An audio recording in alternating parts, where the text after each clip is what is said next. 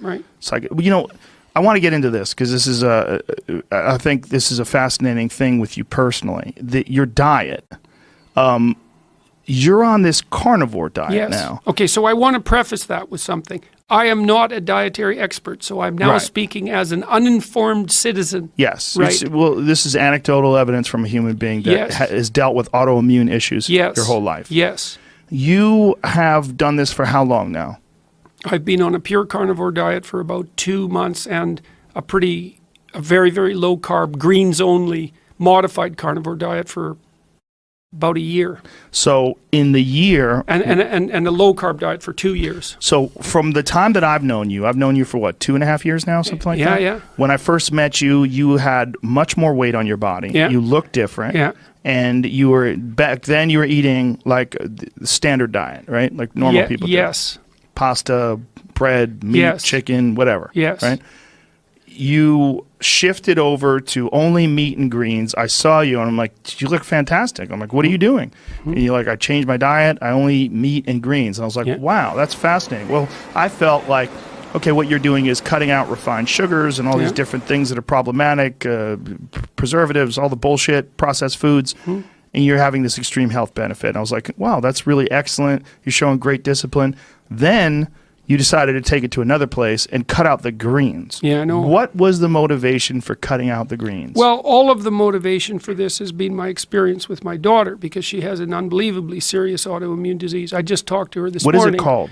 Well, it's arthritis, but there's way more to it than that. But the arthritis was the major set of symptoms. She had 40 affected joints.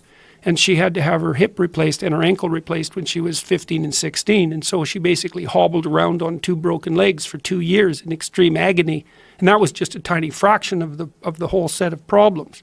I just talked to her this morning. She's in Chicago. Looks like she has to have her ankle replacement replaced. So that's next on the horizon. But apart from that, she is doing so well now. It is absolutely beyond comprehension. So she's very trim. She had a baby, but she's very trim. She's down to about 118 pounds. She's about 5'6". She's just glowing with health. All of her autoimmune symptoms are gone, all of them. And she was also seriously depressed, like severely depressed, way worse than you think. She couldn't stay awake for more than about 6 hours without taking Ritalin. And she was dying. And I had a cousin, my cousin's daughter. She died when she was 30 from an associated autoimmune condition. So there's a fair bit of this in our family. It was bloody bleak, I'll tell you. And my wife always had a suspicion that this was dietary related, and why? Well, we did notice that when Mikhaila was young, if she ate oranges or strawberries, that she'd get a rash. Like there were, and then when she developed arthritis, if she ate oranges in particular, that would definitely cause a flare. It was the only thing we could see. The problem is that in order to identify a dietary component, the response has to be pretty quick after you eat the thing. Like if it's 2 days later, how the hell are you going to figure that out? Right. A lot of these responses appear to be delayed for 4 days and last a month. So good luck figuring that out. Anyways, Mikhaila noticed about 3 years ago, no more than that now, 5 years ago, she was at Concordia University and struggling with her illness and all the associated problems. She noticed that around exam time, she was starting to develop real skin problems. And my cousin's daughter, who I mentioned, had really bad skin problems and wounds that wouldn't heal. And that was partly part of the process that eventually killed her. And she thought, oh, it must be stress. And then she thought, wait a second, I really changed my diet. When I'm studying, all I do is eat bagels. All I do is eat bread, sandwiches. She thought, maybe it's the bread. So she cut out gluten first. And it had a remarkable effect, like a really remarkable effect. And then she went on a radical elimination diet all the way down to nothing but chicken and broccoli. And then her symptoms started to drop off one by one. Like one of the things that happened is she started to wake up in the morning. She started to be able to stay awake all day. And when you're only staying awake for 6 hours with Ritalin, staying awake all day, that's like having a life.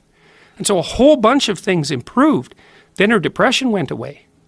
And I've had depression since I was 13 probably, and very severe. And I've treated it a variety of ways, some of them quite successfully. But it's been a constant battle, and my father had it, and his father had it, and it's all just rife in my family. And my wife has autoimmune problems in her. When you say depression, define it. How would you define it? Because that's a blanket term. Yeah. Well, imagine that you wake up and that you remember that all your family was killed in a horrible accident yesterday. You would feel that even all if nothing the time. was wrong. Yes. Yes. Just It's dread. actually worse than that. Because, Really? well, one of the things Mikhaila told me was she thought, well, what's it like to be depressed? Well, imagine you have a dog and you really love the dog and then the dog dies. And then about 3 years ago, our dog died. And that was Mikhaila's dog, and she really liked that dog. And she said, that was bad, but it's nowhere near as bad as being depressed. And I asked her, too, at one point when she was about 15 or 16, I said, look, you've got a choice, kid. Here's the choice. You can either have depression or arthritis. Which one? I'll take the arthritis. Well, that was after she'd lost 2 joints. So it was no joke. It's no joke, man. There isn't any... No, I wouldn't say that. I wouldn't say there's nothing worse. Because worse is a very deep hole. Right. But it's bad. Yeah, people will prove you wrong, right? Oh, yes, definitely. Worse is a deep hole. Anyways, her depression went away. All these symptoms went away. And like radically. So what changed her from chicken and broccoli to carnivore? Well, she kept experimenting, and she got very sensitive to all sorts of foods in the aftermath of that too. So this is why I wouldn't recommend that anybody does this casually, because we don't understand much about it. But the upshot was that, well, she kept experimenting, and she started to add things back and take them away. And sometimes when she added things, the results were devastating. She was like done for a month. She ate the wrong thing, done for a month. All the symptoms came back, the depression came back. She thought that her whole dietary theory was wrong because it lasted so long and was so extreme. And it's like it took her 2 years to figure out that really what she could eat was beef and greens, and then she figured out that she could only eat beef. So the greens themselves. Well, look, so what happened? Okay, so 2 years ago she said, Dad, you have to try this diet because you have a lot of the same symptoms as me. Now, I didn't have arthritis, but I had a lot of the other symptoms. And I thought, oh, Christ, okay, Mikhaila, I can try anything for a month. She said, try it for a month. I thought, okay, whatever. I can hang by my fingernails from the windowsill for a month. It's like, it's just not that big a deal. And so I went on a really low-carb diet.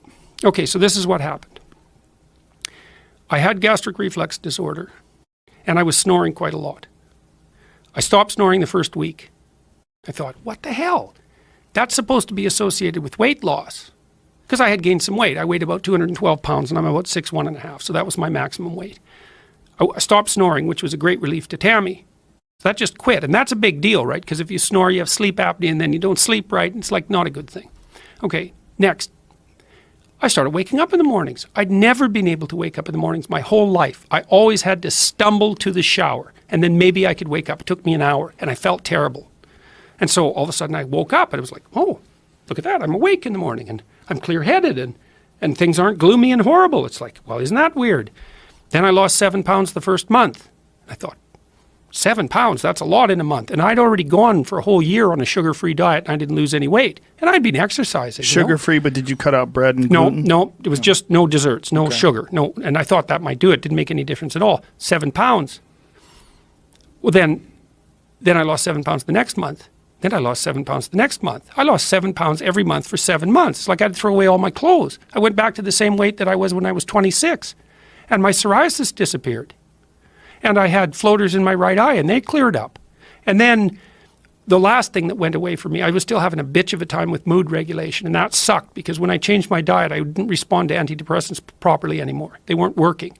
And so although I was getting better physically in a variety of ways, like radical ways, I was really having a bitch of a time regulating my mood, and I was having sporadic, really negative reactions to food when I ate something I shouldn't. So that took about 1.5 years to clear up, and I was still really anxious in the morning up to 3 months ago, like horribly, and then it would get better all day. People said, well, you're under a lot of stress, and I thought, yeah, I've been under a lot of stress for like 10 years. It's like, it's a lot, but it wasn't any more stressful than helping my daughter deal with her illness, that's for sure. That, no, this is something different.